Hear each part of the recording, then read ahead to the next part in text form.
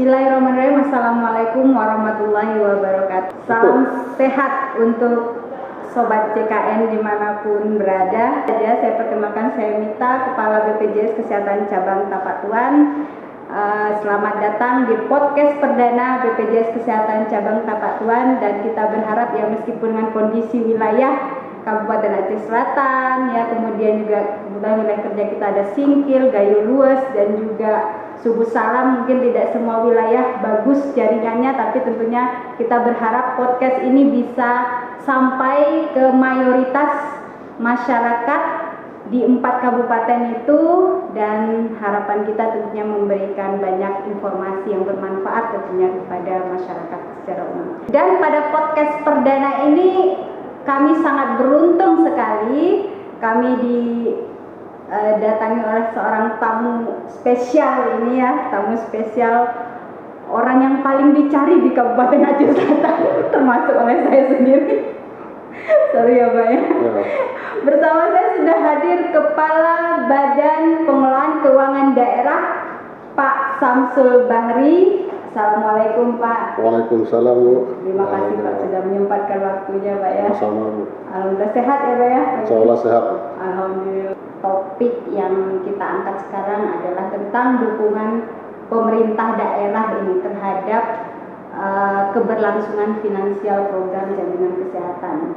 Dan kami pribadi nih, khususnya BPJS Kesehatan Cabang Tapak Tuan, izinkan pertama ini menyampaikan apresiasi dulu nih Pak kepada pemerintah Kabupaten Aceh Selatan, karena sampai sejauh ini sudah sangat mendukung tentunya bagaimana agar implementasi program JKN sampai sejauh ini Pak ya sudah sangat berhasil di Kabupaten Aceh Selatan.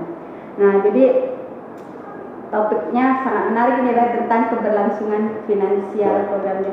Nah, ini nih Pak, terkait dengan kan kita mengalami beberapa kali perubahan regulasi ya Pak ya, belakang mungkin Bapak yang paling berat kaitannya nih dengan BPKAD ini. Ada Perpres 75 tahun 2019 di akhir tahun dan diimplementasikan di 2020 ya Pak ya, kalau saya tidak salah. Waktu itu terjadi perubahan komponen perhitungan, juga secara proporsi juga pemerintah daerah bebannya jadi meningkat, yang sebelum 3% jadi 4% ya Pak ya. Terus ditambah lagi situasi COVID Pak, kita 2020 ya Pak ya. Nah itu kalau boleh cerita sedikit ini Pak, respon Pemda ini, nah Bapak Menteri Keuangan ya Pak ya, di Kabupaten Aceh, respon Pemda ketika ada regulasi seperti itu dan kemudian situasi COVID juga, itu gimana Pak mensiasatinya? Terima kasih Bu atas kesempatan diberikan kepada kami. Assalamualaikum warahmatullahi wabarakatuh. Waalaikumsalam. Yang kami hormati Ibu Kepala BPJS Cabang Tapak Tuan beserta jajarannya yang telah mengundang kami di podcast Pak. Podcast BPJS. Mungkin kami orang yang pertama nih mungkin undang. Iya Pak. Mungkin kita harapkan apa yang disampaikan oleh Ibu tadi menyangkut dengan Perpres ya Bu, Perpres nomor 575 tahun 2019. Dapat kami tanggapi bahwa memang selama dengan keluarnya Perpres tersebut, memang pemerintah daerah diwajibkan untuk menganggarkan dana BPJS ya, 4% dari 3% menjadi 4%. Awalnya 5% Pak. 5%. Komponennya ada 23. Sekarang komponennya berbeda jadi 14. Ya. Memang dengan keluarnya Perpres, memang pemerintah daerah memang akan terbebani, apalagi ditambahin dengan COVID tahun 2019 juga, awalnya 2019 kalau tidak salah, 2020 di sana pemerintah daerah dibebankan terhadap BPJS itu adalah 28% digunakan untuk COVID.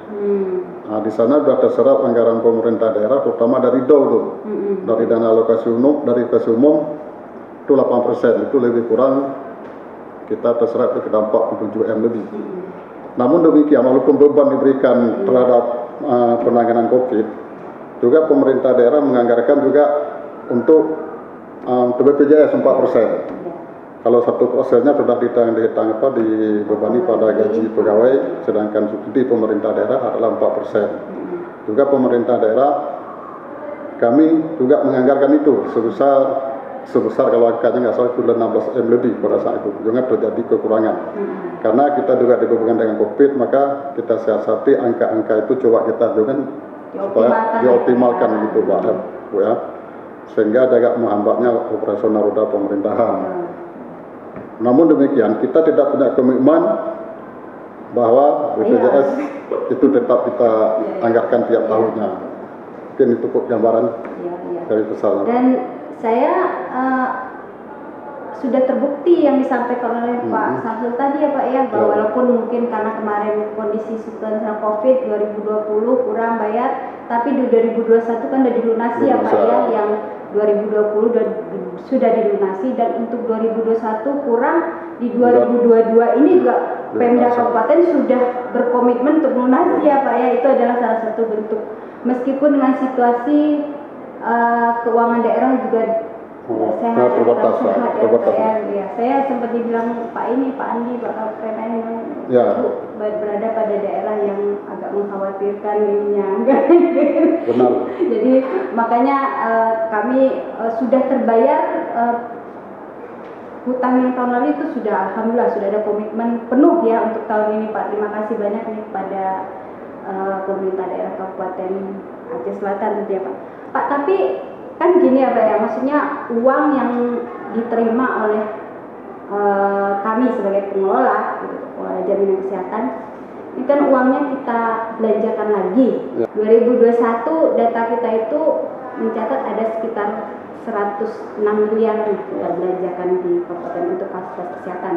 Dan mayoritas kan ini fasilitas kesehatannya fasilitas kesehatan milik pemerintah. Kira-kira nih Pak ya, kan fasilitas kesehatan milik pemerintah ini juga tentu menjadi tanggung jawab pemerintah daerah kan Pak ya, sebenarnya dari sisi keuangan dan lain-lain.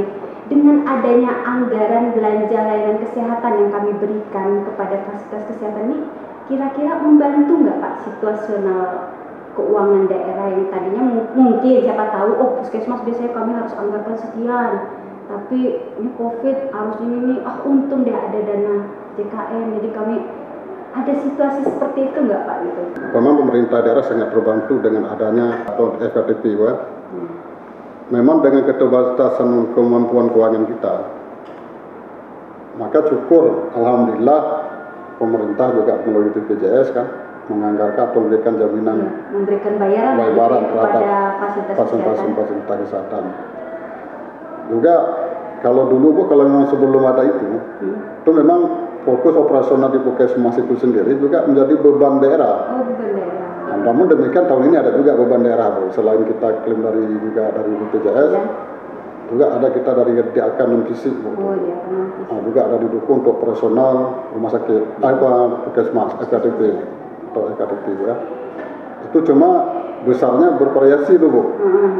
Ada yang paling tingginya 900 juta per puskesmas, ada yang paling rendahnya 300 juta per puskesmas.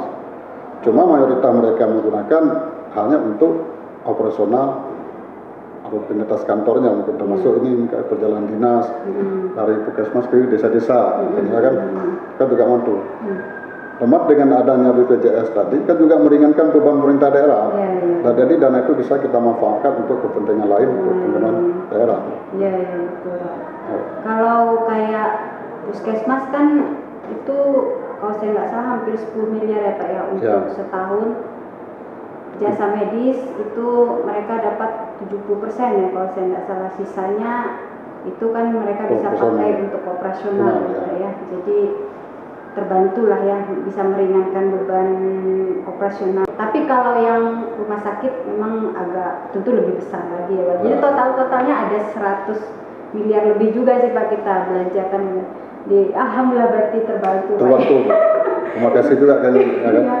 Baik Pak, ini terakhir nih pertanyaannya nih Pak, bukan terakhir, mungkin dua terakhir ya. Jadi sejauh ini Pak, kan kita supaya sama gitu ya proses apa ya istilahnya pembayaran iuran dari Pemda dan lain-lain, kan kita ada mekanisme bersurat memberikan apa setiap bulan, kemudian kita ada rekor Mbak ya setiap triwulan. Nah, dari proses yang kami lakukan selama ini Pak dalam hal mengoptimalkan ini pengakuan tentang iuran dan lain-lain ya, kelancaran iuran, ada yang perlu kami perbaiki lagi nggak Pak ini dalam hal komunikasi, bagaimana supaya Pemda nggak lupa bayar iuran, atau mungkin Pemda pas pembayarannya atau gimana, ada hal-hal yang perlu kami support nggak? Kalau menurut kami Bu, dengan yang kita lakukan selama ini tentang sudah mencukupi itu Bu. Cuma untuk kami mengingatkan juga, bukan kami istilah bosan. Siapa tahu kayak kita pikir kan bukan itu saja. Apalagi kayak kami yang kami pikir keuangan kan Aceh Selatan. Nah, mungkin sama juga Ibu kan. Kalau Ibu kan berapa wilayah yang Ibu tangani kan gitu. Kalau kami hanya Kabupaten Aceh Selatan pada umumnya. Terus tuh mungkin di situ mungkin apakah kami mungkin Ibu. Nah, mungkin kami dengan selama ini mungkin terlambat menanggapi surat-surat Ibu kan. Cuman ke depan kita harapkan, saya malah prinsip begini Bu, kalau memang uang itu cukup, malah kita, iya Bu kan, iya, makanya kalau memang uang kita cukup itu, nggak kita lakukan utang atau piutang gitu ya. Nah, karena ini kan kayak cerita awal kita tadi Bu, bahwa kayak mana mensiasati nih supaya jangan macet ini kan, roda pemerintahan jangan macet, juga BPJS jangan macet kan gitu kan. Kita usahakan cuma tertunda, pembayaran tertunda sebentar ya Bu kan. Oke, terima kasih banyak ini Pak Samsul Bahri atas tentunya tadi penyampaian pandangannya yang secara umum dari pandangan Bapak sudah tergambar bahwa memang dukungan Kabupaten Aceh Selatan khususnya terhadap program jaminan kesehatan nggak kami ragukan lagi. Komunikasi kita bagus ya Pak ya, komunikasi kita bagus, dan artinya seperti kekurangan 2021 sudah dikomitmenkan untuk dibayar di tahun ini. Terima kasih Pak, dan kita berharap tentunya tahun ini mudah-mudahan pendapatan daerah terus meningkat sehingga fiskal daerah jadi lebih baik dan ke depan bisa lebih lancar lagi ya Pak. Mudah-mudahan doa kami tentunya untuk Kabupaten Aceh Selatan dan seluruh tentunya Aceh lah ya, kalau bisa segera keluar kita dari situasi yang kurang menyenangkan dan sebagai dampak dari COVID ini, dan Pemda bisa lebih leluasa nanti dengan keuangannya, dan tentunya support kepada program JKN bisa lebih maksimal lagi dari sekarang, meningkat terus dari sekarang. Dan sekarang pun sebenarnya sudah sangat optimal Pak, gitu kan, optimal. Kami memahami tentunya kondisi yang dihadapi Pemda saat ini. Baik, demikian dan salam sehat untuk kita semuanya. Assalamualaikum warahmatullahi wabarakatuh. Waalaikumsalam.